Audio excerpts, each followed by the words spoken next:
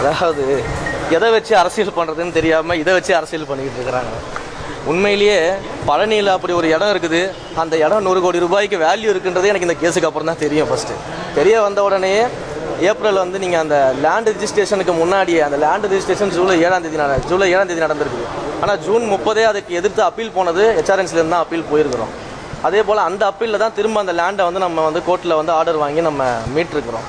அதே போல் சிபிசிஐடி வழக்கை நான் தான் முதலமைச்சர்கிட்ட சொல்லி இதை உடனடியாக சிபிசிஐடி வழக்காக மாற்றி விசாரிக்க வேண்டும். இதை விசாரித்து உண்மையான குற்றவாளிகள் யாராக இருந்தாலும் நிச்சயமாக தண்டிக்கப்படணும்னு சொல்லி கேட்ட உடனே மாண்புமிகு முதலமைச்சர் அவர்கள் வழக்கை சிபிசிஐடிக்கு மாற்றி சிபிசிஐடியில் ப்ரீலிமினரி விசாரணையெல்லாம் நடந்துகிட்டு இருக்குது. அதற்கான அறிக்கையும் அவங்க விரைவில் தாக்கல் பண்ணுவாங்க. குற்றவாளிகள் யாராக இருந்தாலும் நிச்சயமாக தண்டிக்கப்படும்.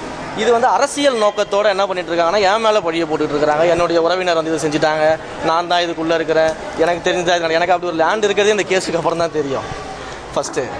அண்டு வந்து இது அவங்க அரசியலுக்காக ரெகுலராக பண்ணுறது தான். ஏன்னா எதை வச்சு அரசியல் பண்ணுறதுன்னு தெரியாதவங்க எதை கிடைச்சாலும் அரசியல் பண்ணுவாங்க. ஸோ அந்த அரசியல் வேலைகள்லாம் பண்ணிகிட்டு இருக்கிறாங்க. அதை தாண்டி இந்த மாதிரிலாம் அரசியல் பண்ணி மக்கள் மத்தியில் வந்து என் பேரை கெடுக்கணும், ஆட்சியோட பேரை கெடுக்கணும், முதலமைச்சர் பேரை கெடுக்கணும் அப்படின்லாம் நீங்கள் யோசிக்காமல் மக்களுக்கு நல்லது பண்ணணும்னு யோசிச்சிங்கன்னா மக்கள் உங்களை கொஞ்சமாக திரும்பி பார்ப்பாங்க.